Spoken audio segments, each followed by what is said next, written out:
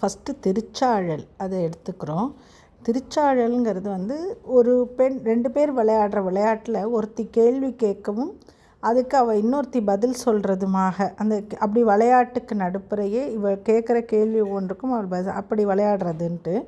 இதுக்கு பூர்வீக கதை என்ன வருது அப்படின்னா, பூர்வ கதை புத்தர்கள் ஸ்ரீலங்காலேருந்து ஒரு புத்தர்கள் கொஞ்சம் பேர் அவள் ராஜாவையும் அவரோட ஊமை பெண்ணையும் அழைச்சின்னு வரா.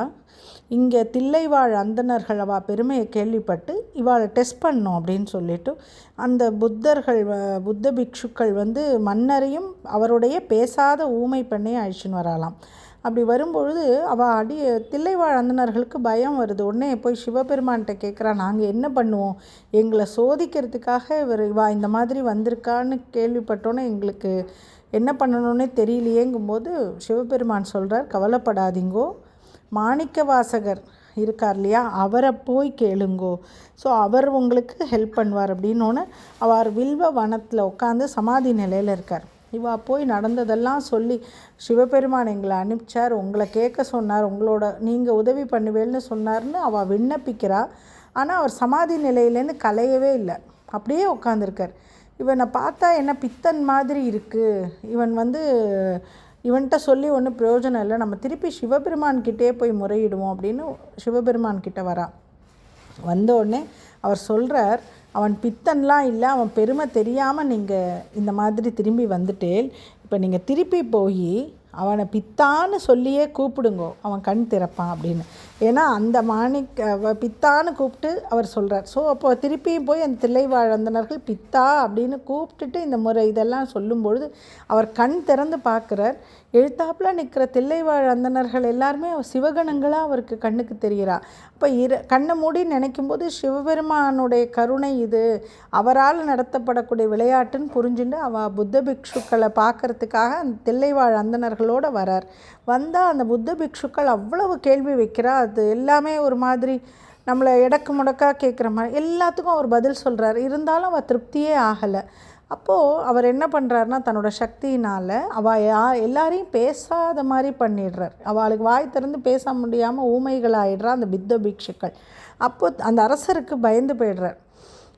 அப்போ அவர் சமாளிச்சுன்னு கேட்குறார், பேசுகிறவனை பேசாமல் இருக்க வைக்கிறது ஈஸி, ஆனால் பேசாத என் பெண்ணை நீ பேச வைப்பியா அப்படின்னு கேட்ட உடனே அந்த மாணிக்க வாசகர் அதே அவருடைய அந்த பகவானை நினச்சிண்டு அந்த ஊமை பெண்ணை பேச வச்சு அவர் என்ன சொல்கிறாருன்னா, நீங்கள் இத்தனை நேரம் கேட்டேன் இல்லையா எடக்கு முடக்கா கேள்விகள், அந்த கேள்விகளுக்கெல்லாம் இந்த பெண்ணே பதில் சொல்வா அப்படின்னோடனே அந்த ஊமையாக இருந்த அந்த பெண் அவள் அத்தனைக்கும் பதில் சொல்கிறா. அவ்வளோ ஒரு அதிசயம். ஸோ இந்த ஒரு நிகழ்ச்சியே அப்படியே கேள்வி பதிலாக அப்படியே வச்சு தான் அந்த திருச்சாழல்ங்கிறத பாடியிருக்கார். அதனால் ஃபஸ்ட்டு அந்த கேள்வியில் முதல்ல ஒரு கிண்டல், அந்த இறைவனை பற்றி ஒரு கிண்டலான ஒரு தொனியில் கேள்விகளும், அதுக்கு பதிலாக சொல்லும்போது அப்படி இருந்தாலும் என் இறைவன் பெருமை என்னன்னு உனக்கு தெரியுமான்னு இந்த இன்னொரு தோழி சொல்கிற மாதிரியும் இந்த இதை வடிவமைச்சிருக்கா இந்த பாடலை மாணிக்கவாசகர். இப்போ பூசுவதும் வெந்நீர், உடம்பு பூரா அவன் விபூதியை பூசின்னு இருக்கான். உடம்பில் அவன் போட்டுக்கிறது மாலையாக போட்டுக்கிறது எல்லாமே என்னென்னா பொங்கு அரவம், அதாவது அந்த இடம் சீரிடும் பாம்பு, அதான் பொங்கு அரவம். அந்த வார்த்தைக்கு பார்த்தேன்னா சீரக்கூடிய தன்மை கொண்டு அந்த பாம்பை தான் அவன் கழுத்தில் மாலையாக போட்டுருக்கான். பேசுவதும் திருவாயால் மறை போலும்னா, மறைனா வேதம், இன்னொரு அர்த்தம் பார்த்தேன்னா மறை அப்படிங்கிறது மறைப்பொருள், புரியாதது. ஸோ அவன் பேசுகிறதும் புரியாது அப்படிங்கிற மாதிரி, வேதங்கள் நமக்கு விளங்காதது. ஸோ அவன் பேசுவதும் நமக்கு புரியாத விஷயங்கள். காணேடி அப்படின்னா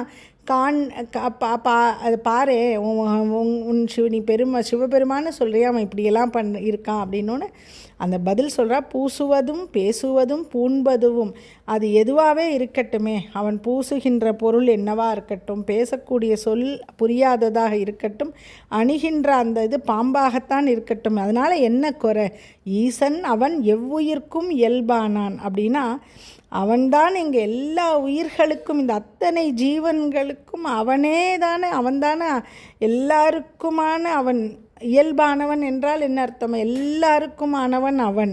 அதில் அவன் பேதமே கிடையாது, அவன் எல்லாருக்கும் சமமானவன் அப்படின்னு சொல்லி அந்த பெண் பதில் சொல்வதாக இந்த திருச்சாழல். ஆனான் சாழலோ, இந்த சாழலோ திருச்சாழல் அப்படிங்கிறது இந்த வினாவிடை அப்படிங்கிற மாதிரி உள்ள விளையாட்டுக்களில் ஒரு பகுதியாக இது வருது. அடுத்தது, ஒவ்வொருத்தரும் இருக்கிற இருப்பிடம்ங்கிறது ஒவ்வொன்றா இருக்கும். ஆனால் உன்னுடைய 3வது பாடலில் உன்னுடைய சிவபெருமான் இருக்கக்கூடிய இருப்பிடம், அவன் இருக்கக்கூடிய இருப்பிடம் கோயில் அப்படி என்பது நீங்கள் இருக்கக்கூடிய இருப்பிடம் சுடுகாடு. அவன் இருக்கிற இடம் சுடுகாடு. ஒரு கொல்லும் தன்மையுடைய புலியினுடைய தோலை எடுத்து அவன் ஆடையாக அணிஞ்சுட்டுருக்கான். அவனுக்கு ட்ரெஸ்ஸு கூட, அதாவது நல்ல இருப்பிடம் இல்லை, நல்ல உடுக்க உடை இல்லை, அவனுக்கு அம்மா இல்லை, அப்பா இல்லை, தனியன் காண்கன உறவும் இல்லை, அவனுக்கு உறவுன்னு சொல்லிக்கவும் யாரும் இல்லைன்னு அர்த்தம், யாருமே இல்லாதவன் அவன். ஸோ அப்படி ஒரு அந்த பொருள் சொல்கிறான். இதில் வஞ்ச புகழ்ச்சியாக, அதாவது தாயும் இல்லை தந்தையும் இல்லைன் அப்படி இதான் அப்படின்னா அவன் யாருமே இல்லாத எல்லாவற்றையும் தாண்டியவன் அப்படிங்கிற ஒரு அர்த்தத்தை இறைவன் பிறப்பற்றவன், அதாவது அவனுக்கு பிறப்பென்பதே கிடையாது. பிறப்புன்னு இருந்தால் தானே அம்மா அப்பா வேணும். அவன் பிறப்பற்ற அனாதியானவன்கிறதுனால தான் அதை வஞ்ச புகழ்ச்சி அணியாக அந்த இடத்துல சொல்கிறதாக அப்படியும் நம்ம எடுத்துக்கலாம். தாயுமிலி தந்தையுமிலி தான் தனியன் ஆயிடணும், அவன் தனியாக தான் இருக்கட்டுமே, அம்மா இல்லை அப்பா இல்லை. அதனால் என்ன காயில் அப்படின்னா அவன் கோபப்பட்டால் உலகனைத்தும் கல்பொடிதான் சாழலோ, அந்த உலகம் எல்லா உலகமும் அவன் கண்ணால் அப்படி கோவப்பட்டு பார்த்துட்டான்னா அத்தனையும் பொடிப்பொடியாக ஆகிவிடும், அவ்வளோ பொடி தூளாக ஆகிடும், அப்படி அந்த மாதிரி ஆக்கிடுவான். அவ்வளவு பெருமை கொண்டவன் அவன். இதெல்லாம் இருக்கிறவா அவனுடைய கோபத்துக்கு அஞ்சக்கூடியவன்ட்டு எதுவுமே இல்லாமல் இருந்தாலும் இவன் சினத்திற்கு முன் எல்லாம் இருப்பவர்கள் எல்லாருமே அஞ்சுவார்கள் அப்படிங்கிற பொருளில் இந்த திருச்சாழல் அந்த 2 பாடலும் இருக்குது.